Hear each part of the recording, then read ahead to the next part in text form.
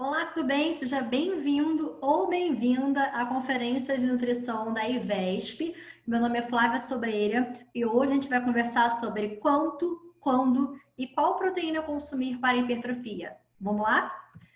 Eu quero iniciar com esse trabalho, publicado em 2009. Foi um dos primeiros trabalhos que tiveram como objetivo analisar a quantidade de proteína pós-exercício. No caso aqui foi a proteína do ovo. O ovo na sua forma integral, gema clara, tá? Então a ideia foi avaliar a síntese proteica de diferentes quantidades de proteína presente, no caso, no ovo, de forma íntegra, após uma sessão de treino intenso de membro inferior, tá? Especificamente de pernas, ok? O que acontece? A partir desse trabalho, eles verificaram que acima de 20 gramas de proteína não geravam um incremento, ou seja, a gente não tinha um efeito adicional na síntese proteica muscular. Então, acima de 20 gramas, parecia que basicamente a síntese proteica atingia um certo platô, você não tinha mais síntese proteica por conta de mais proteína, tá? Isso foi em 2009, tá? Em 2012, esse trabalho mencionou, então, que a recomendação de proteína já poderia ser um pouquinho maior, poderia ser de 20 a 25 gramas de proteína, tá? E ele menciona uma coisa que eu acho interessante, ou, no caso, 20 a 25 gramas de proteína, correspondendo de 8 a 10 gramas de aminoácidos essenciais. Então, a gente começa a levantar uma questão que a presença de aminoácidos essenciais é importante. Então, se eu ofertar, ao invés, se o meu paciente for vegetariano e eu fizer para ele um sachê, e nesse sachê tiver de 8 a 10 gramas de aminoácidos essenciais, eu vou ter a mesma resposta? Sim, você vai ter a mesma resposta. Tá? Então, não necessariamente a proteína em si, mas o mais importante é ter de 8 a 10 gramas de aminoácidos essenciais.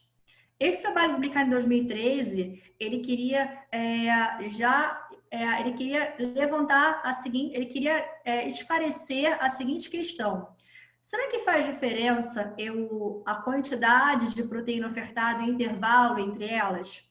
Então, ele fez a seguinte metodologia. Após o treino, ele ofertou 80 gramas de proteína durante 12 horas após o exercício, tá? Ou seja, os participantes fizeram um treino e aí foram divididos em 3 grupos. Todos os 3 grupos receberam 80 gramas após o exercício durante 12 horas.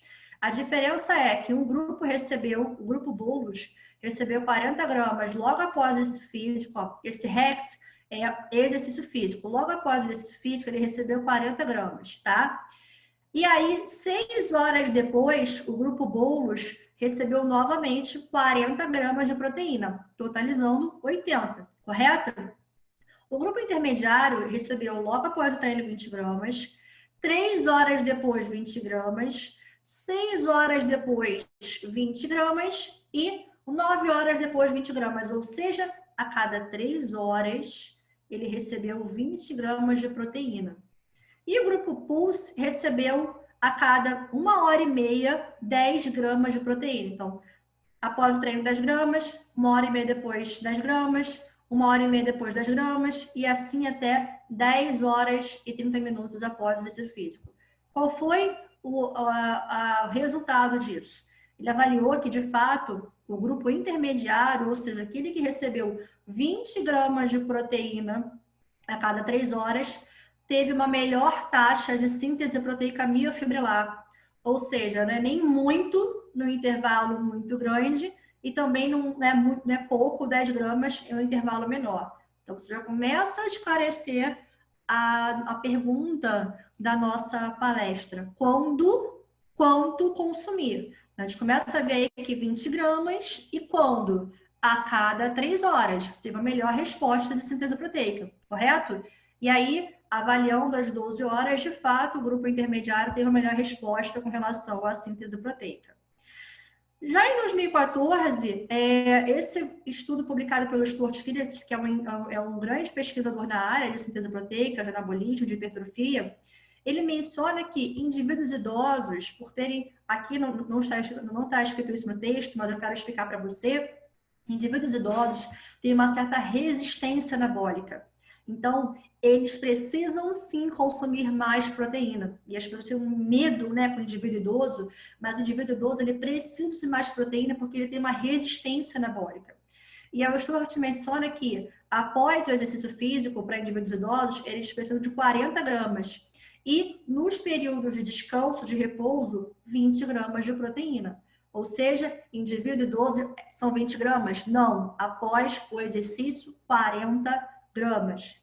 E aí o Stuart também menciona em relação à distribuição da quantidade de proteína por refeição, mencionando 0,25 a 0,30 gramas de proteína por quilograma de peso, isso independente, tá? Se é indivíduo idoso ou indivíduos jovens. Mas ele levanta uma outra possibilidade, que não só a quantidade de proteína, mas sim a quantidade de proteína por quilograma de peso por refeição, que basicamente vai dar no mesmo. Se você respeitar esses 20 gramas a 40 gramas, você fizer o cálculo por refeição, vai dar, normalmente vai dar o quê? Essa margem, 0,25 a 0,30 gramas de proteína por quilograma de peso por refeição, tá legal? Você vai ver mais à frente quando eu for dar um exemplo de uma dieta, tá? De um plano alimentar. Esse trabalho publicado em 2016 eu achei bem interessante, porque a questão deles, que eles queriam, a dúvida desse estudo era o seguinte: será que indivíduos que têm uma maior massa livre de gordura, uma maior massa magra, uma maior quantidade de massa magra, que é diferente de massa livre de gordura, eu vou refazer porque ele fala que LBM é massa magra, não é massa livre de gordura. Então, será que indivíduos que têm uma maior quantidade de massa magra, ele precisa de mais proteína para maximizar esse estímulo à síntese proteica? Era essa a pergunta. E existe uma diferença com relação a indivíduos com mais massa magra do que outros, mais massa magra e outros com menos?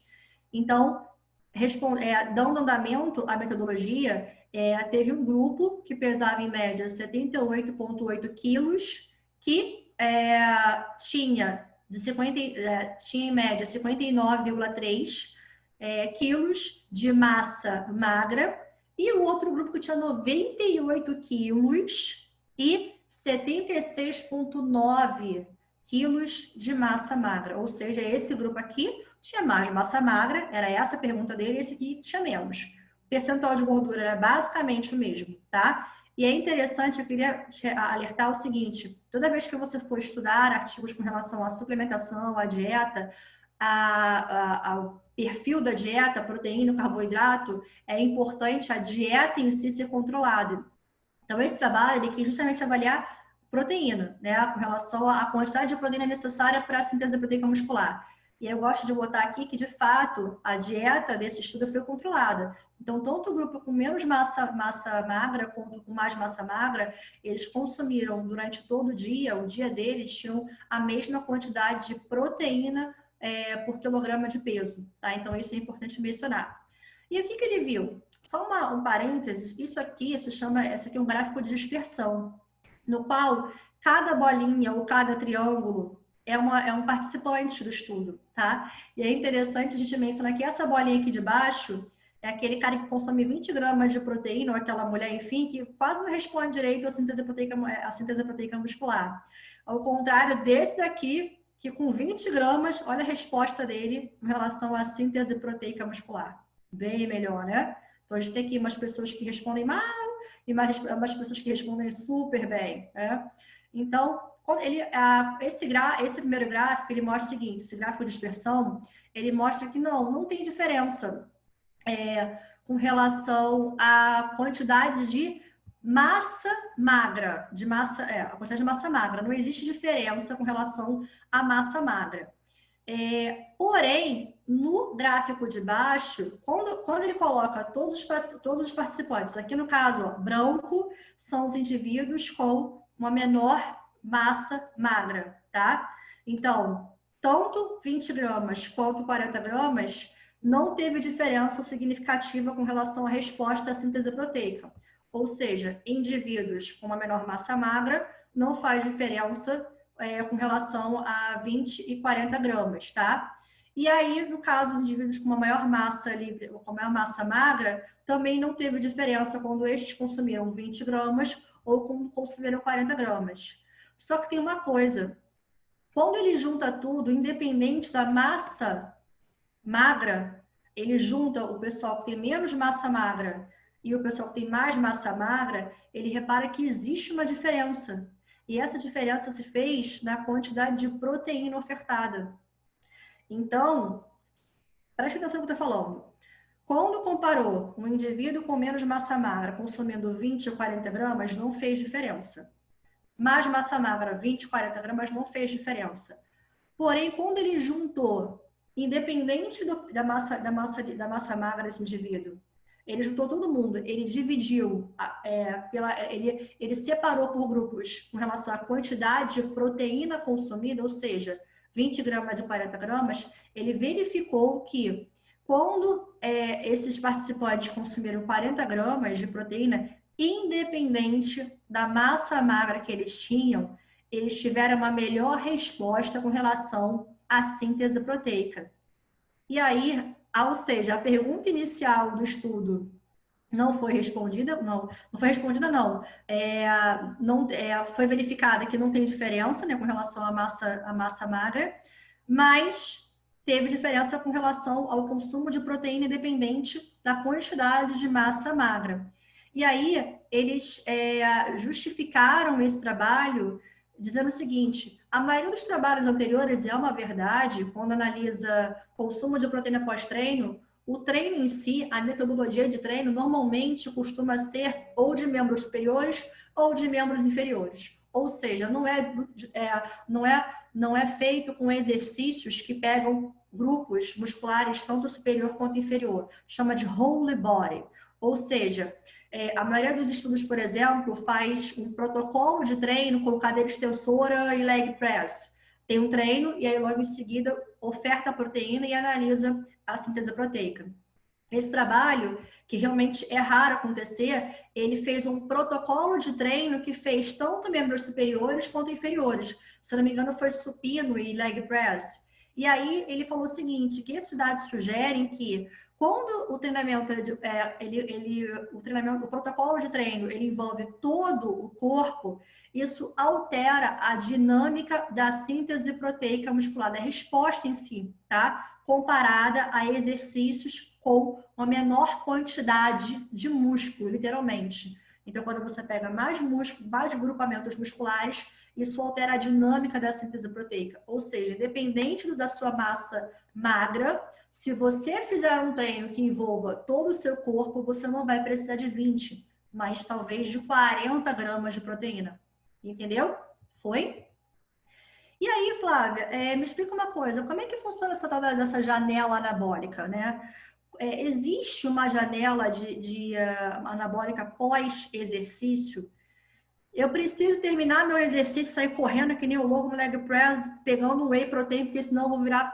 Eu acho que as pessoas acham isso, né? Que elas terminam um treino, acho que elas vão virar uma largatista, uma cobra rastejante, sem músculo, sei lá, e ela sai correndo para tomar whey ali na academia mesmo. Se possível, ainda no leg press ou na cadeira extensora, né?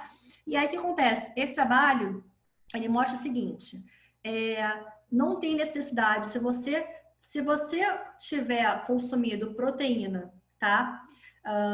Eu vou tentar ser mais... vou fazer um geral aqui.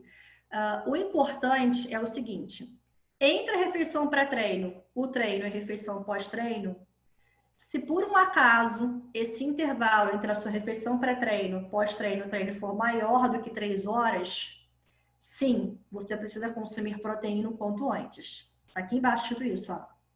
Tá aqui embaixo. Eu vou resumir para você o que tá escrito, tá bom? Então, se entre a sua refeição pré-treino e o treino e a refeição pós-treino, esse gap for maior que 3 horas, isso vai de encontro, inclusive, no trabalho que eu mostrei para você anteriormente, lembra? Qual foi o grupo que teve uma melhor resposta com relação à síntese proteica? Foi o bolos, que era 40 gramas, um porradão no intervalo de muito maior de tempo. Foi o intermediário, que foi 10 gramas de proteína a cada 1h30. ou foi o grupo foi o grupo Pulse, que foi 10 gramas de proteína a cada 1h30, ou a resposta com relação à síntese proteica foi melhor no grupo intermediário, que foi 20 gramas de proteína a cada 3 horas. Foi o intermediário. Então, é basicamente isso. Então, não tem necessidade de você sair correndo para consumir a proteína, porque você não vai catabolizar. Você pode esperar, você tem um intervalo de 3 horas para consumir proteína. Então, se você consumiu você consumiu proteína, no caso, de preferência uma refeição completa, proteína e carboidrato, às 4 horas da tarde, 4, 5, 6, 7. Você tem até às 7 da noite, mas também no máximo 7 da noite, para fazer uma refeição contendo proteína e aí, nesse caso, também carboidrato. Tá? Então, a janela anabólica para o exercício é bem grande, não é essa coisa de sair correndo para você consumir a proteína. Entendeu? Tá?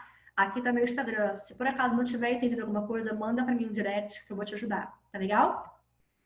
Continuando, Flávia, e com relação aos outros exercícios físicos, né? Não só o treinamento de força, não só o treinamento de força é a mesma coisa que o treinamento resistido, que é a mesma coisa que treinamento contra a resistência. Contra a resistência, inclusive, exercícios feitos com o peso do próprio corpo é um treinamento contra a resistência, óbvio, tá legal? Esse posicionamento publicado em 2017 pela International Society of Sport Nutrition, ela mencionou o seguinte: que para a construção de massa muscular e para a manutenção desta através de um equilíbrio positivo de proteína, lembra? Equilíbrio nitrogenado positivo, correto? Balanço nitrogenado positivo, lembra disso? Uma ingestão diária de proteína na faixa de 1,4 a 2 gramas de proteína por quilograma de peso corporal ao dia é o suficiente para a maioria dos exercícios físicos, tá? Lembrando que a recomendação para uma dieta normoproteica, 0,8 a 1 grama de proteína por quilograma de peso. Para quem faz exercício físico, seja ele qual for, endurance, força, a recomendação então vai de 1,4 a 2 gramas por quilograma de peso, tá? Podem ser necessárias ingestões de proteínas mais elevadas, 2,3 a 3,1 gramas de proteína por quilograma de peso, para maximizar a retenção de massa magra em indivíduos treinados, no caso aqui treinamento de força, durante o período de dieta hipocalórica. Flávio, o que são indivíduos treinados? Pessoas que têm uma duração de treino maior que 2 anos. E quando você for conversar isso com o seu paciente, pergunta para ele assim: quanto tempo de fato você está treinando? Quanto tempo de fato você pratica um determinado exercício, seja ele crossfit, seja lá o que for? E aí pergunta assim, de fato, por que eu tô falando de fato? Porque tem gente que faz um mês está na academia, no mês seguinte foi duas vezes na academia, no outro malha 3 meses e no quarto mês vai que nem a cara dela. Então isso aí acaba que contabiliza o total dessa pessoa, ela de fato não tem nem 6 meses de treino. Então não é uma pessoa bem treinada. E uma pessoa que não é bem treinada, qualquer coisa responde muito bem. A maioria dos suplementos respondem muito bem. Agora, quando o indivíduo é bem treinado, aí o buraco é mais embaixo. É bem mais difícil ter respostas, tá? Porque ele já é bem treinado, ele praticamente já quase atingiu o platô e aí quase atingiu o máximo dele. Então, para ter mais resultados, fica assim bem mais difícil, tá? Então, é recomendado 2,3 a 3,1 gramas de proteína por quilograma de peso, para manter a massa magra quando prescrita uma dieta hipocalórica, tá legal? Então, aumenta a proteína para poder segurar a massa magra, tá? Novas evidências sugerem que maiores ingestões de proteínas, ou seja, mais de 3 gramas de proteína por quilograma de peso, podem ter efeitos positivos na mudança da composição corporal em indivíduos treinados, no caso força, promovendo a perda de massa gordurosa. Ou seja, se você aumenta o consumo de proteína em indivíduos que fazem treinamento de força, você está propiciando a perda de gordura, tá? Recomendações, isso segundo o posicionamento, tá bom? Recomendações a respeito do consumo ótimo de proteína por refeição para atletas para maximizar a síntese proteica muscular são conflituosos. MPS é síntese proteica muscular, tá? São conflituosos, independente da idade e dos recentes estímulos do exercício resistido. As recomendações gerais são de 0,25, que a gente viu no trabalho anterior, 0,25 gramas de proteína por quilograma de peso por refeição, ou uma dose de 20 a 40 gramas, que a gente tem visto nos trabalhos anteriores, tá? Essas doses de proteínas devem idealmente ser distribuídas uniformemente a cada 3, 4 horas ao longo do dia. Novamente, eu estou te respondendo quando consumir. Quando? 3 a 4 horas. Quando a gente estiver falando, Flávia, mas se a pessoa não sentir fome, vamos lá. Uma coisa é uma pessoa com o objetivo de emagrecimento. Uma outra coisa, aqui eu estou falando para você, hipertrofia e manutenção de massa magra. Para hipertrofia e manutenção de massa magra, você vai precisar ofertar proteína a cada 3 horas. Não estou falando de emagrecimento, não estou falando de nutrição comportamental, que a pessoa tem que se tirar fome, etc. Eu estou falando de manutenção de massa magra ou, no caso, hipertrofia, tá legal? Então, você vai precisar ofertar proteína a cada 3 horas. 20 gramas de proteína, 40 gramas em alguns casos, ou você pode usar a gramatura de proteína por quilograma a gramatura de proteína por quilograma de peso por refeição, tá legal? O efeito anabólico do exercício é duradouro, pelo menos 24 horas. Eu costumo dizer o seguinte, Flávia, o que eu faço pós-treino? Primeira coisa, vai tomar banho. Vai tomar banho. Eu acabei de falar para você que você tem, se você tiver feito a primeira refeição, a sua refeição pré-treino, o intervalo entre a sua refeição pré-treino e o treino não deu nem 2 horas, para que você vai chegar em casa correndo e vai comer? Dá tempo, vai tomar seu banho, vai preparar a sua refeição. Repito, se você fez sua refeição pré-treino e o seu treino, você tem 3 horas para você fazer a sua refeição pós-treino. E uma outra coisa, anabolismo dura 24 horas.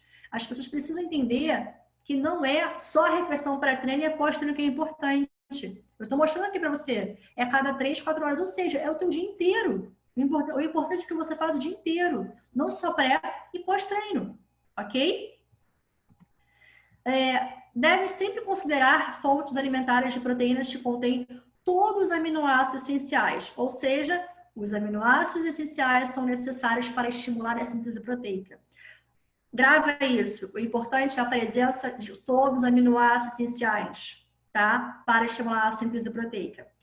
A ingestão de caseína antes de dormir, 30 a 40 gramas, proporciona um aumento na síntese proteica muscular durante a noite e na taxa metabólica sem influenciar a lipólise. Isso é um outro tema, até de uma outra palestra.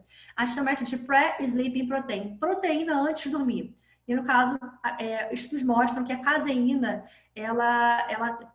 pelo fato da caseína entrar em contato com o ácido gástrico do estômago, ela forma um gelo, então você tem uma liberação de aminoácidos ao longo da noite, propiciando aí a manutenção, até a manutenção da massa magra, tá? Não só isso, mas em alguns casos mostram até lipólise, tá? Em alguns estudos mostram até lipólise.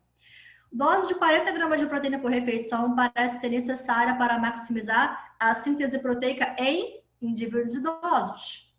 Então, indivíduos idosos, pós-treino, não precisa de 20 gramas, ele precisa de um pouco mais. A tal da resistência anabólica, tá? Então, não tenham medo. Indivíduo idoso precisa de mais proteína pós-treino porque ele tem uma resistência anabólica. Diversos estudos controlados, com duração de até 1 ano, utilizando ingestão de proteína de até 2,5 a 3,3 gramas de proteína por quilograma de peso ao dia, em indivíduos saudáveis e praticantes de treinamento de força, indicam consistentemente que o aumento da ingestão de proteína não exerce efeito nocivo sobre o lipidograma ou marcadores de função renal e hepática. Indivíduos saudáveis, estudos até 1 ano. Tem necessidade de ficar mais de 1 ano com 3,3 gramas de proteína por quilograma de peso? Vemos e convenhamos, não tem necessidade. Pode ser que pontualmente aí, você mudando a dieta, você queira fazer uma dieta mais hiperproteica, o importante para gerar resultado é você mudar o estilo da dieta. Faz o plant-based diet, outra vez faz uma dieta com um pouco mais de carboidrato, menos proteína, até poder evitar o platô. Não fica o tempo todo em low carb, você tem várias variações ficam ótimo. Mas o importante é você fazer essas variações, até para gerar estímulos metabólicos diferentes no seu paciente para ele ter resultado, tá legal? E aí, Flávio, com relação à recomendação de proteína para bodybuilders, eu vou colocar bodybuilders aqui, porque inclusive eu sou ex-atleta de fisiculturismo na categoria wellness. Nesse caso, o termo bodybuilders que eles usam realmente são fisiculturistas. Mas eu quero deixar claro que existem muitas pessoas que não necessariamente são atletas fisiculturistas, mas que têm um estilo de vida como tal, tá? E que não fazem uso de anabolizante. Não estou falando que todos fazem uso, mas a maioria faz, não tem jeito, porque senão o fisiculturismo por si só já cairia por terra, né? Então, de fato, muitas categorias exigem o uso de anabolizantes. Exigem, que eu digo, não é exigido, mas acaba sendo, devido à categoria, meio que solicitado para poder conseguir alcançar determinados padrões estéticos que a categoria pede, tá legal? Então, eu vou aqui botar nesse contexto pessoas que têm um estilo de vida como tal, tá? São indivíduos bem treinados, que treinam aí há 5, 6, 7, 8 anos, que fazem musculação e não falta, tem uma alimentação saudável, não come besteira final de semana, não todo final de semana tá tomando uma cerveja. Eu tô falando para essas pessoas, tá? Nesse artigo, isso cabe também para essas pessoas, apesar deste artigo estar sendo direcionado para atletas. Então, ele foi publicado em 2019. Bodybuilders devem consumir no mínimo 1,6 gramas de proteína por quilograma de peso no período off-season, embora 2,2 gramas de proteína garantam uma melhor resposta com relação à hipertrofia. Dietas com o objetivo de redução de gordura pode ser necessária maiores quantidades, que em média 3,3 gramas de proteína para induzir a termogênese. 0,3 a 0,4 gramas de proteína por refeição também é preconizado. E atletas que consomem uma dieta rica em proteína, 2,4, durante a perda de peso, não correm maior risco de problemas renais ou ossos. Resumindo, lembra lá no posicionamento? O posicionamento geralzão, para a galera que faz exercício físico, era o quê? 1,4 a 2 gramas de proteína por quilograma de peso. Já para indivíduos bodybuilders, indivíduos bem treinados, tudo, já tem uma faixa aí de 6,6. Então, você há de convir que pessoas que fazem treinamento de força, a gente pode partir do princípio que a gramatura de proteína é acima de 1,6, ok? E para redução de gordura, no posicionamento anterior, ele também menciona que acima de 3 gramas, 3,3 gramas, é interessante para induzir a termogênese. Nesse trabalho, ele também confirma isso.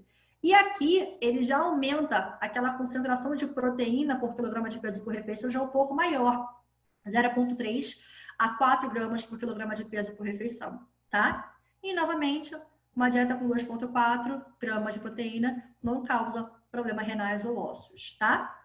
E com relação à prática, eu quero mostrar para você uma ideia aqui, um exemplo de uma dieta, tá? Uma dieta de um indivíduo com 30 anos, um homem de 30 anos, com 1,83 m, 90 quilos, que ele faz musculação de 6 às 7. Opa, de 6 às 7, então, Flávia, o pré-treino dele, se for 4,5, com proteína e carboidrato, eu posso ofertar a refeição pós-treino que horas? 4,5, 5,5, 6,5, no máximo 7,5, que foi a hora que eu coloquei de fato, ok? Então, vamos lá? De jejum, 7 horas da manhã, café, 1 colher de chá de açúcar mascavo, 3 ovos mexidos, 1 fatia e meia de queijo Minas meia cura, mais 75 gramas de aipim, mais meia colher de manteiga. Essa refeição tem 35,4 gramas de proteína e 0,4 gramas de proteína por quilograma de peso por refeição. Colação, 10,5, 1 colher de sopa de pasta de amendoim e um medidor de whey protein que tem em média 26 gramas de proteína. Essa refeição tem 28,4 gramas de proteína, que convertendo por refeição vai dar 0,31 gramas de proteína por quilograma de peso por refeição. Almoço, 1h30 da tarde, agrião, 2 fatias grandes de beterraba, 120 gramas de tilápia, 4 colheres de sopa de arroz, mais 1 concha de feijão, mais meia colher de sobremesa de azeite. Essa refeição tem 38,5 gramas de proteína, que vai dar 0,42 gramas de proteína por refeição. E a refeição pré-treino, ele resolveu fazer uma panqueca, com 3 ovos, 2 bananas, meia colher de sopa de sobremesa de mel, 3 colheres de sopa de goma de tapioca, ele fez uma crepioca, deu 30,5 gramas de proteína, que deu 0,33 gramas de proteína por refeição. E na refeição pós-treino dele, deu, no caso, uma escumadeira de couve-flor, mais 90 gramas de patinho moído, mais 6 colheres de sopa de arroz, mais uma concha de feijão e meia colher de sobremesa de azeite. Essa refeição teve 40,9 gramas de proteína. Vamos supor que ele fez aquela whole body, lembra aquela whole body? Ele fez o treino com o corpo todo, tanto membro superior quanto inferior. Lembra? Requisita mais proteína do que 20 gramas. Essa refeição tem 0,45 gramas de proteína por quilograma de peso por refeição. E na ceia, eu resolvi fazer uma ceia para poder propiciar o sono dele. Coloquei kiwi, que vai propiciar a melatonina, 5 gramas de colher de sopa, desculpa, 5 colheres de sopa de abacate, que vai estimular, que é rica em triptofano, e uma unidade de iogurte natural. Então, essa aqui, a intenção não era a proteína, era realmente propiciar o sono desse paciente, tá? Para ter uma noção, essa dieta tem 2.464 quilocalorias. Carboidrato, 2,8 gramas de carboidrato por quilograma de peso. Olha, para você ter uma noção, tem uma quantidade bem significativa de carboidrato, né? Eu não precisei excluir nada. Tem arroz, feijão, tem fruta. E ainda assim, é considerada aí relativamente uma dieta low carb. 2,8 gramas de carboidrato por quilograma de peso. Para você ver que a low carb não é low sem pulsos, sem cabeça, nem nada. Você consegue consumir carboidrato muito bem, obrigada, né? Você consegue consumir frutas, tá? Com relação à proteína, essa dieta teve 2 gramas de proteína por quilograma de peso por refeição. Não foi nem 2,2 nem 3 gramas. Você vê também que tem uma quantidade de proteína razoável e é uma dieta hiperproteica, ok? Flávio, o que é melhor para a síntese proteica? O suplemento ou o alimento? Vamos lá? Esse artigo publicado em 2019, ele menciona o seguinte, que após o treino, por isso que ele bota aqui, olha, Food First Approach, ou seja, abordagem do alimento primeiro. Então, após o treino, é melhor o alimento. Por que isso? A matriz alimentar, ou seja, esse trabalho ele menciona que os componentes não proteicos, lipídio, aqui no caso é o ovo, tá? O ovo com a sua gema. A gema é rica em colesterol, rica em lipídio. Inclusive, o colesterol e lipídio presente na gema do ovo estimula a mTOR. A gente sabe que a mTOR está associada ao quê? À síntese proteica, à tradução de proteínas. Ou seja, Flávia, consumir só a clara de ovo é melhor? Não, não é melhor.